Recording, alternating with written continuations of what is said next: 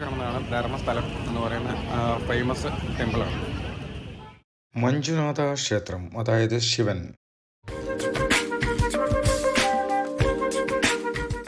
ഇന്ത്യയിലെ കർണാടകയിലെ ധർമ്മസ്ഥല മഞ്ജുനാഥ ക്ഷേത്രം പ്രശസ്തമായ ഒരു നാഴികക്കല്ലും ശൈവക്ഷേത്രവുമാണ്.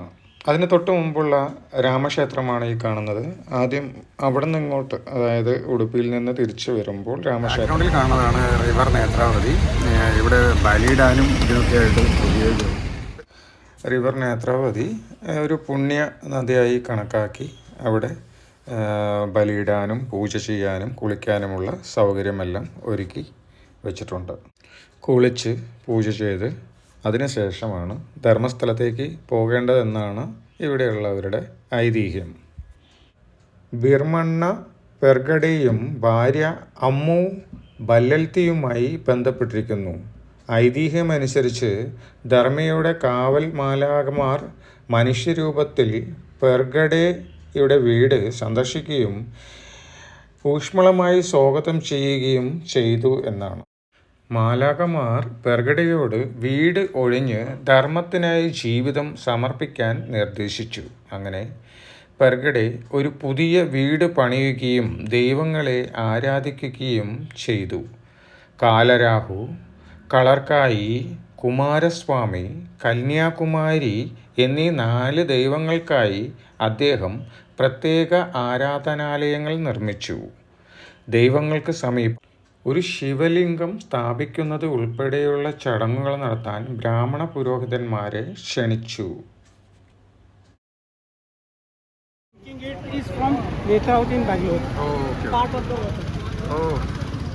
മംഗലാപുരത്തിന് അടുത്തുള്ള കദ്രിയിൽ നിന്ന് മഞ്ജുനാഥേശ്വരന്റെ ലിംഗം വാങ്ങാൻ അണ്ണപ്പസ്വാമിയെ അയച്ചു. ലിംഗത്തിന് ചുറ്റുമാണ് ക്ഷേത്രം പണിഞ്ഞത്. പേര് ധർമ്മസ്ഥല. ധർമ്മസ്ഥല എന്ന് ഒരുപാട് പ്രാവശ്യം പറയുന്നത് കേട്ടിട്ടേ ഉള്ളൂ. അപ്പോൾ നമ്മളൊന്ന് പുറത്ത് പോയി തൊഴുതിട്ട് വരാണ്. ഉള്ളിൽ കയറാനുള്ള സമയം നമുക്ക് അനുവദിക്കാത്തത് കൊണ്ട് ഓൺ ദ വേ. ധർമ്മസ്ഥല എന്ന പേരിൻ്റെ അർത്ഥം ധർമ്മത്തിൻ്റെ വാസസ്ഥലം എന്നാണ്. അത് വിശ്വാസത്തിൻ്റെയും മനുഷ്യത്വത്തിൻ്റെയും സത്തയാണ്. പെർഗേഡ് കുടുംബത്തിലെ ജൈന പിൻഗാമികളാണ് ക്ഷേത്രത്തിൻ്റെ ഭരണം നടത്തുന്നത്. വൈഷ്ണവ പുരോഹിതന്മാർ അവിടെ ആരാധന നടത്തുന്നു. സങ്കീർണമായ കൊത്തുപണികളും ചടുലമായ നിറങ്ങളുമുള്ള ക്ഷേത്രത്തിൻ്റെ വാസ്തുവിദ്യ വിസ്മയിപ്പിക്കുന്നതാണെന്ന് ചിലർ പറയുന്നു. പ്രശസ്തമായ ഈ ശിവക്ഷേത്രം പുറത്തുനിന്ന് കണ്ട് തൊഴുതു വരാൻ കഴിഞ്ഞതിൽ സന്തോഷം, ആനന്ദം. ഓം നമഃ ശിവായ. ഓം നമഃ ശിവായ. അമ്പലത്തിൻ്റെ പരിസരമൊക്കെ നല്ല ക്ലീനായിട്ട് മെയിൻറ്റെയിൻ ചെയ്തിട്ടുണ്ട്. ഡസ്റ്റ്ബിന്നെല്ലാം വെച്ചിട്ടുണ്ട്. അമ്പലത്തിന് തൊട്ട് മുമ്പായിട്ട് അടിപൊളി ഒരു പാർക്കുണ്ട്. ആ പാർക്കും നന്നായിട്ട് മെയിൻറ്റെയിൻ ചെയ്തിട്ടുണ്ട്. പാർക്കിൻ്റെ കവാടത്തിൽ മുരുകൻ്റെതായ പിക്ചറുള്ള ഒരു ആർച്ച് ഒക്കെ സ്ഥാപിച്ചിട്ടുണ്ട്.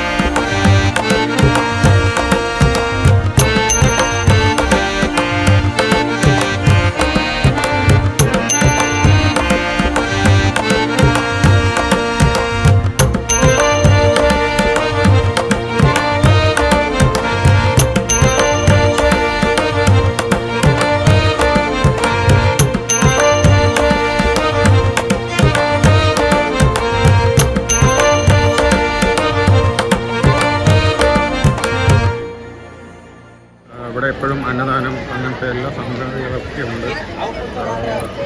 അവിടെ അങ്ങോട്ട് പോകാനുള്ള ടൈം നമുക്ക് അനുവദിക്കുന്നില്ല. ഇവിടെ ഒരു 5 മിനിറ്റ് ഇവിടെ അന്നദാന ക്യൂ ഒക്കെ ഉണ്ട്. എനിക്ക് ഇപ്പോൾ തുലഭാരമുണ്ട്. തുലഭാരം കൗണ്ടറാണ്. ദർശനമുണ്ട്. ഇവിടെ വേറെ തിരക്കുള്ള സമയത്ത്, കൂടുതൽ തിരക്കുള്ള സമയത്ത് ദർശനം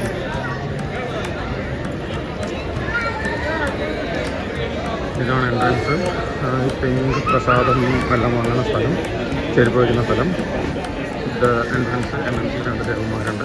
കാത്തു നിൽക്കുന്ന ആ ശിവൻ്റെ സ്ഥൂലമായ ഭാവങ്ങളുണ്ട്.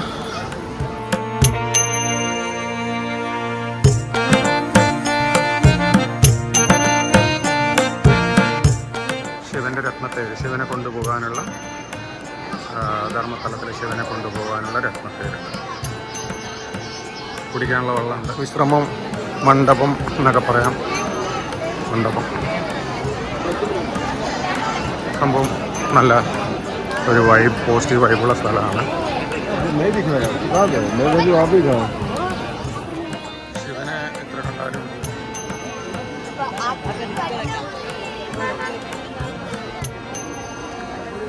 പുതിയ വണ്ടിയാന്ന് തോന്നുന്നു, പൂജിക്കാൻ കൊണ്ടുവന്നായിരിക്കും. കം കം കം കം ഇപ്പോ കഴിഞ്ഞില്ലേ പരിപാടി?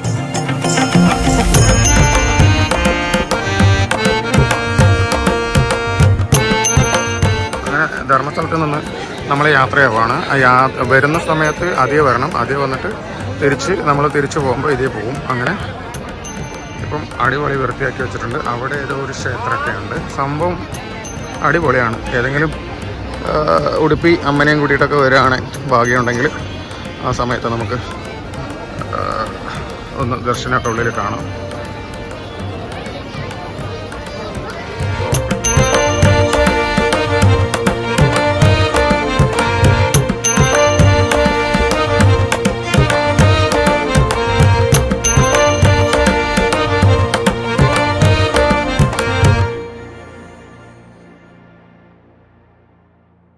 ഇവനെ കണ്ടിട്ട് ഓം നമ ശിവായ, ശിവായ നമ. ഓം നമ ശിവായ ഉള്ളിലാണ് പറയണമെന്ന് പറയുന്നത്. ഇവിടെ നിന്നാണ് ഞാൻ ആദ്യമായിട്ട് കേൾക്കുന്നത്, എനിക്കറിയില്ല. പക്ഷെ അത് നമ്മൾ ആചരിക്കണമെന്നൊന്നുമില്ല. പക്ഷെ ശിവായ നമഃ എന്നാണ് ഔട്ട് സൈഡിൽ വരേണ്ടത്. ഓം നമ ശിവായ ഇൻസൈഡിൽ നമുക്ക് പറയാം.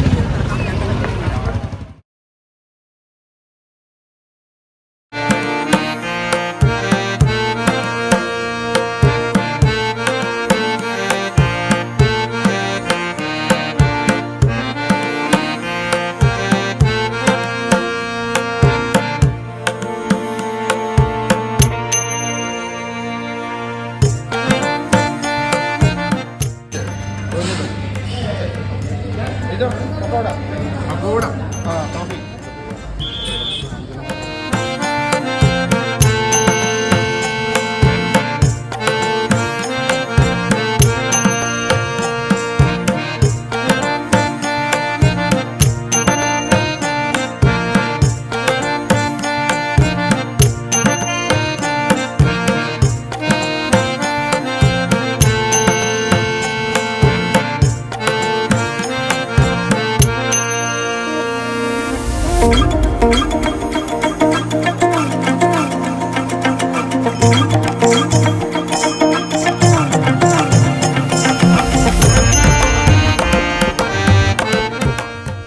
ഓം നമ ശിവായ. ഇനി മറ്റൊരു വീഡിയോയിലേക്ക് കാണാം. ധർമ്മസ്ഥലത്തിൽ നിന്ന് യാത്രയാവുകയാണ്.